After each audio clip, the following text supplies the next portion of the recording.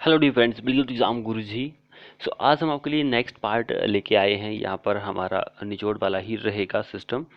जिसने अभी तक चैनल को सब्सक्राइब नहीं किया है वो कर लीजिए और साथ में बेल आइकन को प्रेस कर लीजिए।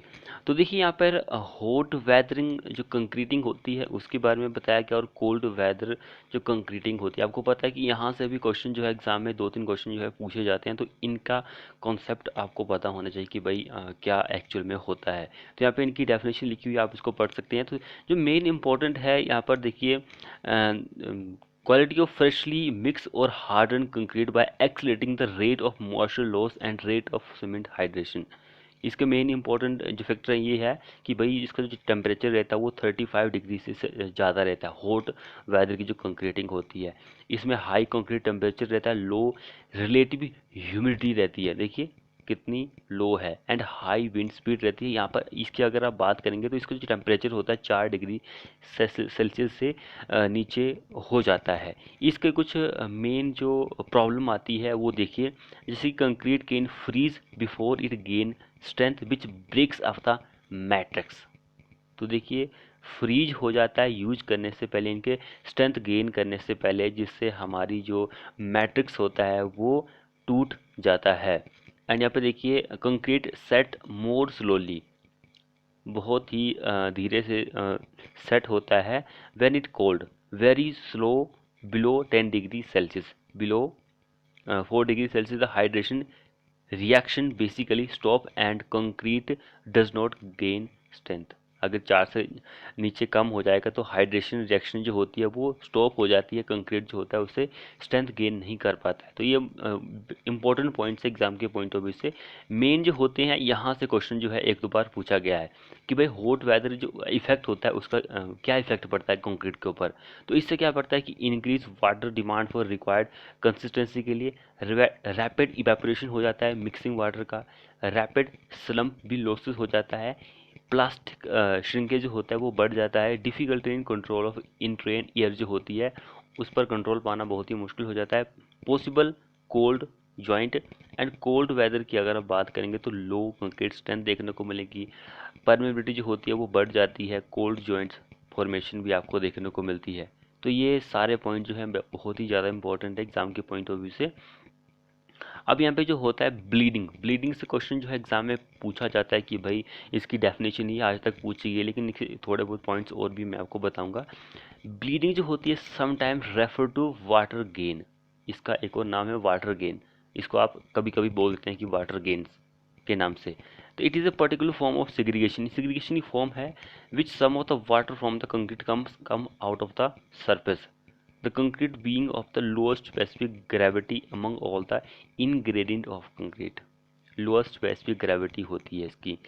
ब्लीडिंग इज, देखिए यहाँ पे क्या क्या आपको देखने को मिलता है, हाईली वेट मिक्स देखने को मिलता है, बैडली प्रोपोर्शन जो होता है वो देखने को मिलता है, इनसफिशिएंटली मिक्स कंक्रीट देखने को मिलता है।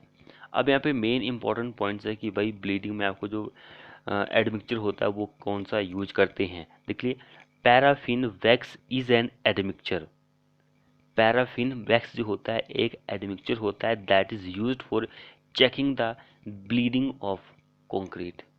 ब्लीडिंग को चेक करने के लिए एक पैराफिन वैक्स नाम का एडमिक्सचर होता है वो यूज किया जाता है ताकि आप ब्लीडिंग जो होती है कंक्रीट की उसको चेक कर सके। अब यहाँ पे देखिए भाई प्लास्टिसाइजर, प्लास्टिसाइजर जो होता है वो क्या होता है, वेरी इंपॉर्टेंट पॉइंट है ये एग्जाम के पॉइंट ऑफ व्यू से। सो भाई प्लास्टिसाइजर क्या होता है, देखिए यहाँ पर कुछ लिखा हुआ है इसके बारे में, सब पढ़ सकते हैं आप कि क्या क्या होता है। इसके एग्जाम्पल जो होते हैं मेन एग्जाम्पल होते हैं कि भाई इसके एग्जाम्पल से एग्जाम में क्वेश्चन जो है पूछा जाता है, तो आपको ये पता होना जरूरी है।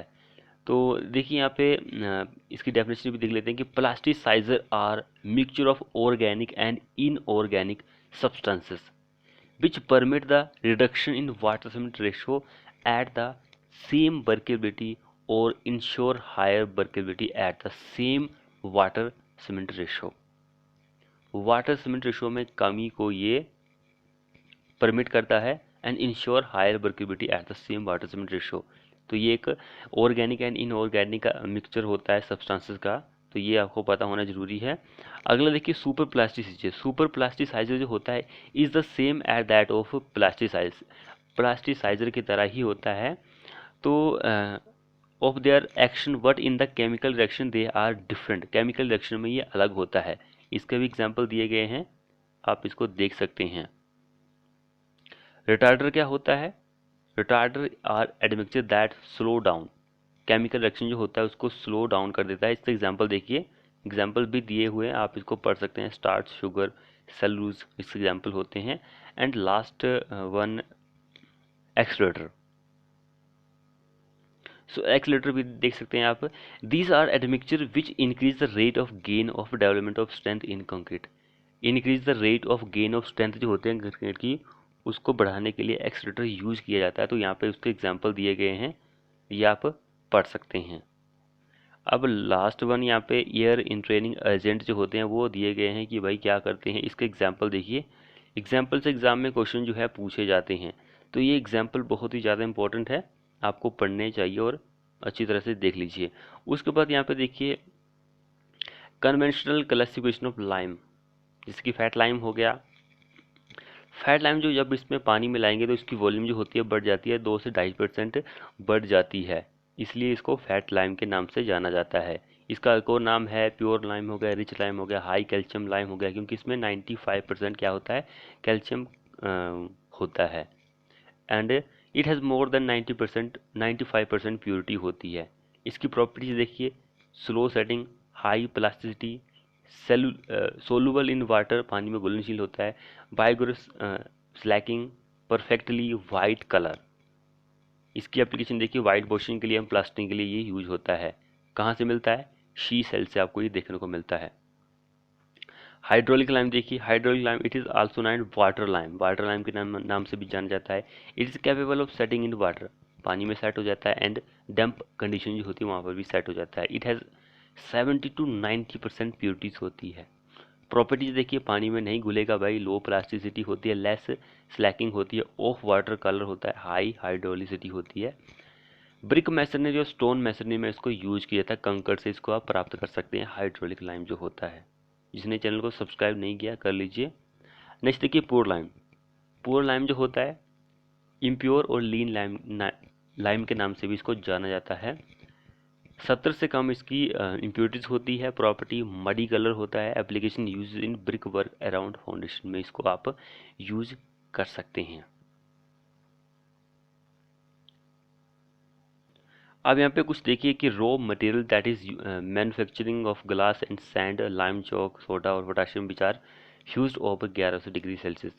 यहाँ पर रॉ मटेरियल दिए गए हैं जिसको आप यूज कर सकते हैं ग्लास की मैन्युफैक्चरिंग में, तो ये पढ़ सकते हैं आप। बाकी देखिए यहाँ पे cracking in flexible pavement and उसका क्या कारण होता है। क्रैकिंग देखिए 3 तरह की क्रैकिंग होती है, share cracking, longitudinal cracking, reflecting cracking. तो देखिए यहाँ पे उसके काउजेज भी दिए गए हैं कि भाई किस कारण से आती है, तो ये आप देख सकते हैं। उसके बाद आईएस कोड दिए गए हैं कि भाई कौन सा आईएस कोड किससे रिलेट करता है। जैसे कि हमारा या पता है भाई पीसीसी एंड आरसीसी से रिलेट करता है। डिज़ाइन ऑफ स्टील स्ट्रक्चर से 800 जो होता है ये अर्थक्वेक से रिलेट करता है। एंड ये लिक्विड रिटेनिंग स्ट्रक्चर से 3370 आईएस कोड रिलेट करता है। बाकी अगला हमें पता है कि भाई ओपीसी 36 ग्रेड से यूज होता है। एंड ये वाला जो होता है एग्रीगेट से, चाहे कोर्स हो चाहे फाइन हो। एंड ये जो स्ट्रेंथ ऑफ कंक्रीट होती है टेस्ट के बारे में आपको बताता है। एंड ये कंक्रीट मिक्स डिज़ाइन के बारे में आपको जानकारी देगा। एंड ये जो होता है डिज़ाइन लोड के बारे में आपको जानकारी देगा। अब यहाँ पे सीमेंट के बारे में प्रॉपर्टीज़ कुछ पैरामीटर दिए गए हैं, वो देख लीजिए। जैसे कि बल्क डेंसिटी कितनी होती है, ये होती है 1440 kg पर क्यूबिक मीटर। एग्जाम में सीमेंट की स्पेसिफिक ग्रेविटी भी एग्जाम में पूछी गई है, वेट भी 1-2 बार पूछा गया है, उसकी वॉल्यूम भी पूछी गई है भाई। वॉल्यूम जो होती है ये वॉल्यूम होती है। ये number of cement bags in 1 cubic meter में अप्रोक्सीमेट 30 बैग्स जो हैं वो आते हैं। Volume of dry mortar is 30% more than volume of wet mortar, ये भी इम्पोर्टेंट है। अब यहाँ पे आउट टर्न देखिए कि भाई एक आदमी जो होता है, या चाहे मशीन हो चाहे लेबर हो, एक दिन में कितना काम करेगा, यहाँ पर ये बताया गया है। जैसे कि brick working lime cement motor इन फाउंडेशन प्लिंथ में इतना काम करेगा एक दिन में। ऐसे ही लाइम सीमेंट सुपर स्ट्रक्चर में, ये फाउंडेशन में था, प्लिंथ में था, ये सुपर स्ट्रक्चर यानी कि उसके ऊपर, प्लिंथ के ऊपर, तो 1 क्यूबिक मीटर ही काम हो सकता है। अब brick work in mud motor in foundation plinth में 1.5 क्यूबिक मीटर काम होगा। वही brick work in mud motor super structure में 125 क्यूबिक मीटर काम होगा। अब ब्रिक इन सीमेंट या फिर लाइम मोटार में आर्क जो होती है उसमें, तो वो 0.55 क्यूबिक मीटर ही काम होगा। अब यहाँ पे चेंज कर दे कि जैक आर्क जो होती है उसमें भी 0.55 ही होगा। अगर हाफ ब्रिक वॉल है पार्टीशन के लिए तो 5 स्क्वायर मीटर काम करेगा एक मैशन जो होता है।